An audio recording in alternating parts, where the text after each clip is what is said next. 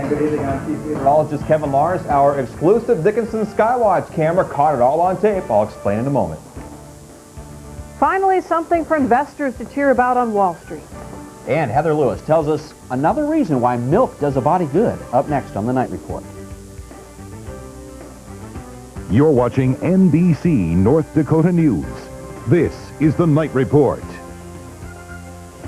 Good evening, I'm Alan Miller. And I'm Monica Hannon. Thanks for joining us. Some severe weather moving through western North Dakota. For a quick look, let's go to Kevin in the First Warn Forecast Center. Kevin.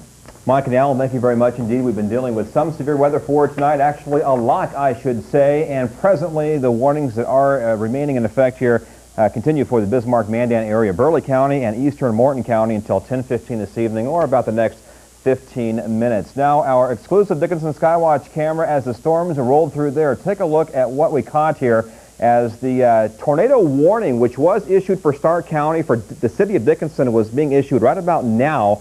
This is how it looked as that storm came through. The winds were gusting over 60 miles per hour, and although you can't see it from this perspective, there was vivid lightning and very ominous looking clouds, no doubt about it. We'll take just a second here, and again you can see this from a Dickinson perspective. Reports of some damage there in the city of Dickinson taking place, but no confirmed reports of an actual tornado, but the fact that National Weather Service Doppler radar did indicate a possible tornado over the city of Dickinson earlier this evening. And again, that camera really getting moved around quite a bit because of the winds gusting over 60 miles per hour. And coming up in the regular weather segment, I'll have some spectacular stills, some photos of the city of Dickinson as well. Again, it's coming up in a few minutes. Wow, that's amazing. Well, after weeks of losing ground, the markets bounced back in a big way today as investors hunted for bargains. The Dow saw its second highest one-day point gain ever, closing up almost 500 points. The Nasdaq was up 60. Michelle Franzen reports. For the first time in weeks, the markets rallied and bounced back into the green. Trading remained volatile early in the day, but investors snapped up bargain stocks and helped the Dow and Nasdaq gain. The buys are really stepping up to the plate today. News the Justice Department had arrested Adelphia Communications founder and his two sons on charges for hiding billions of dollars from stockholders may have also given investor confidence a well-needed boost. Early this morning, 5 former top executives of Adelphia Communications were arrested in Pennsylvania and New York on charges of securities fraud, wire fraud, and bank fraud. It is the third major case against corporate leaders in the past 6 weeks. The government is trying to send a message to both big business and investors that it is cracking down on corruption. This government will investigate, will arrest, and will prosecute corporate executives who break the law. A wounded Wall Street is listening and waiting. I think in general the mood is reflective of skepticism. I think there is reform on the way.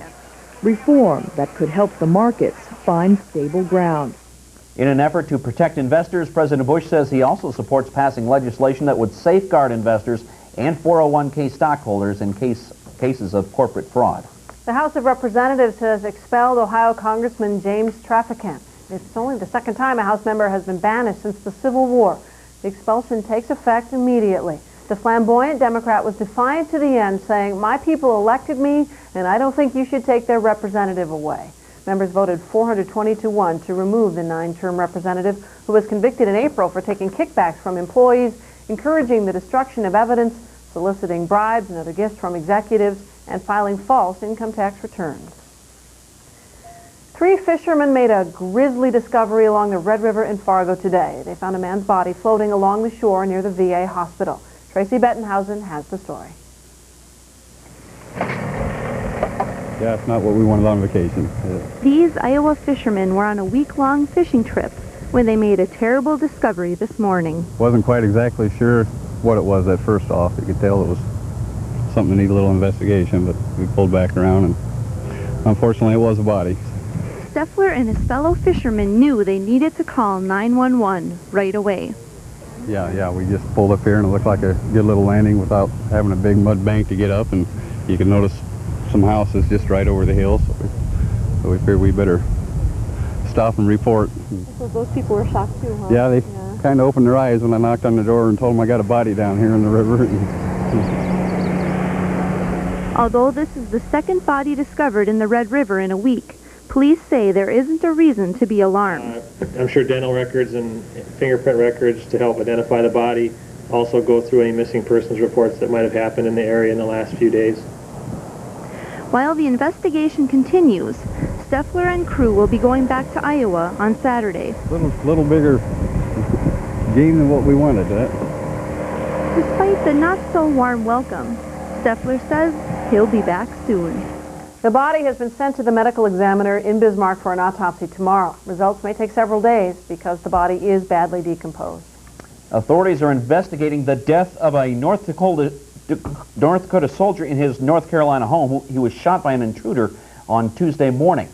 40-year-old Special Operations Major David Shannon of Langdon died from 2 gunshot wounds. Indicated that she was asleep and heard gunshots.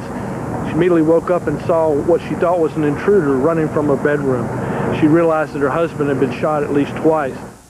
Investigators wouldn't say whether there are any signs of forced entry into the home, but they're still at the scene collecting evidence and talking to the victim's family. Police say that the Shannon's 3 children and one of their friends were at home at the time of the shooting. David Shannon was assigned to Fort Bragg with the U.S. Army Special Operations Command. Pembina County authorities have arrested a man wanted in the disappearance of a tavern worker in Wisconsin. Dale Robinson is charged with kidnapping Deanna Scantlin, who was last seen on July 14th when she closed up the tavern. Authorities are treating the case as a possible homicide. Robinson was just released from prison last month. He was turned away at the Canadian border and was driven back to Pembina, where he checked into a hotel. The Grand Forks SWAT team and Border Patrol agents helped deputies arrest Robinson, who is 6'9" and 259 pounds. We've told you more than once about the health benefits of milk and other dairy products for building strong bones. But wait, there's more. New studies show they can also cut the risk of colon cancer. Heather Lewis has the story. It may not seem possible that a little bit of dairy in your daily diet not only gives you strong bones, but helps prevent against a disease like colon cancer. But it does. 2 groups of adults with a history of colon cancer were given increased doses of calcium and dairy. One had supplements and the other the real thing. And they found in both groups that had 1,300 to 1,500 milligrams of calcium showed a reduction in the number of cancer cells that could be formed as a risk to colon cancer. If you're over 51 years of age, you should be getting about 1,300 milligrams of calcium anyway. Those under 51 should aim for 1,000.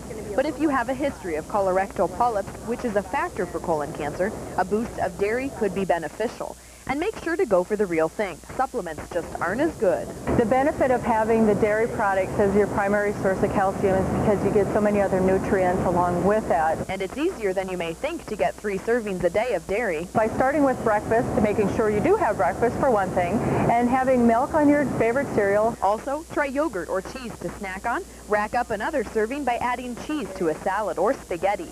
Any way you get it, not only is it doing your body good, but it's also reducing your risk for colon cancer. For NBC North Dakota News, I'm Heather Lewis. Now, if you want to get your dairy servings in a convenient way, keep portable servings in your fridge, like a Go-Gurt or travel-size milk.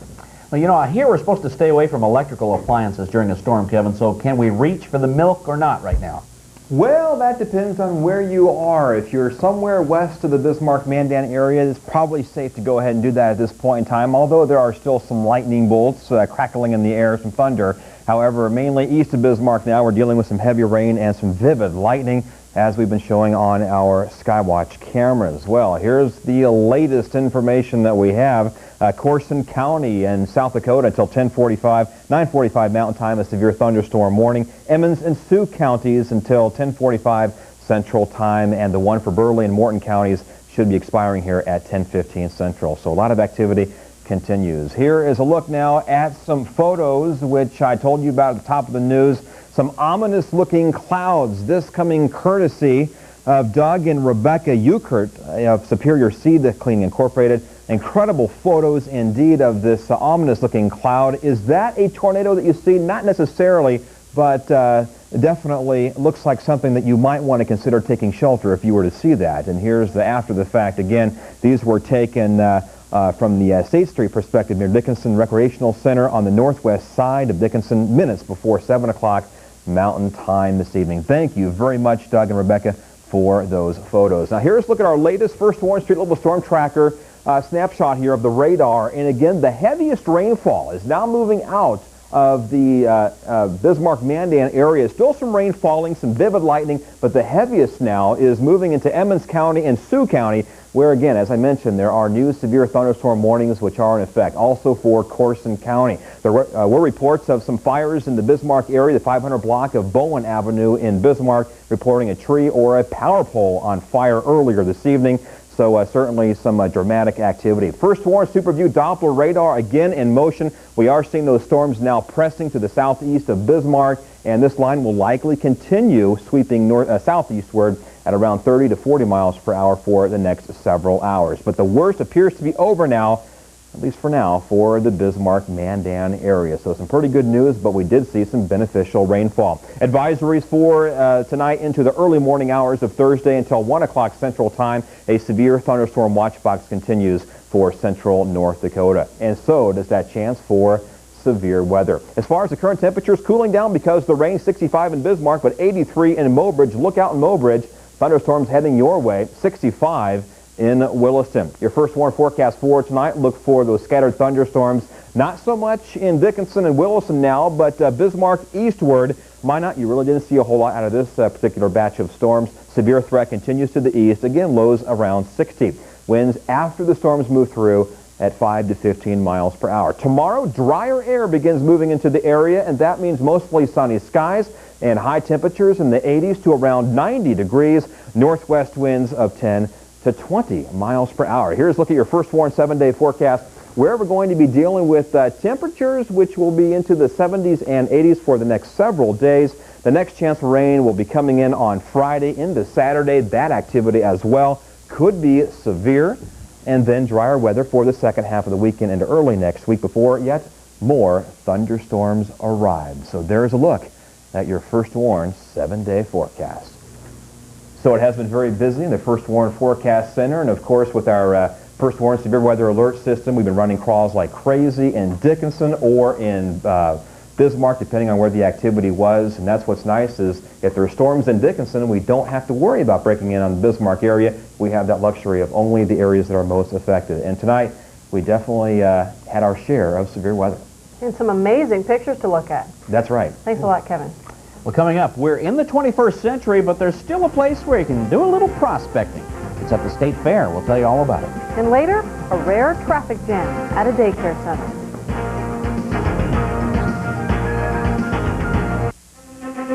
From NBC North Dakota News, you're watching the Night Report at 10 with news anchors Monica Hannon and Alan Miller.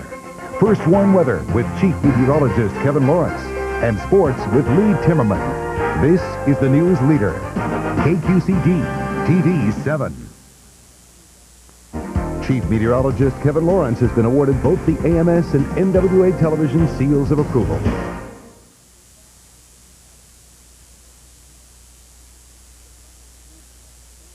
Ribas left the game, went to the hospital, x-rays were negative. Jay Canizero filled in at second base last night, and he started again this afternoon.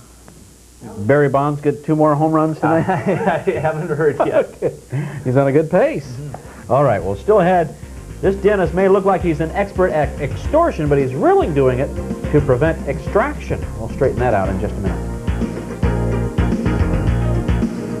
Our livestock report tonight, fed cattle steady to $1 lower, cows steady to firm, hogs 50 cents to 75 cents lower, and lambs steady. And today's grain prices at South Central Grain in Napoleon, 14% spring wheat, $2.84, number 1 Durham, $3.75, and sunflower, $8.60. Now here are Brenda Scolton and Al Guston to tell us what's coming up on the Next Country Morning today.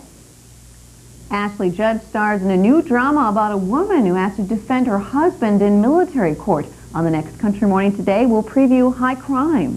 The Center for Rural Affairs is concerned about the loss of family farms and rural communities. We'll find out what they're doing to reverse the trend. In the next installment of Mr. Food, we'll learn how to make overnight coffee cake. Cliff will give us the weekend forecast, and the group Cottonwood from Washburn will pay us a visit as part of our Country Morning music segment. Country Morning today starts at 6 Central Time. We hope you'll join us. A Chinese dentist has come up with a unique tool for drumming up business. Dr. Yu Quan has created an 8-foot-tall sculpture made from 28,000 decaying human teeth.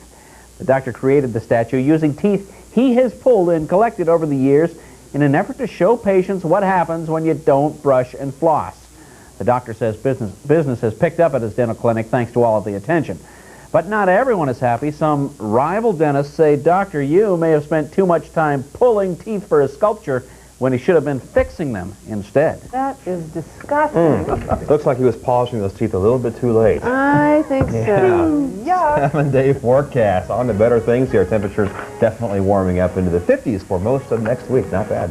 Thoughts I don't want to have. Would you want to visit him? No. With the fact that, hey, he's not going to save my teeth. Get him on the phone. That's going to do it for now. Thanks for being with us. Good night.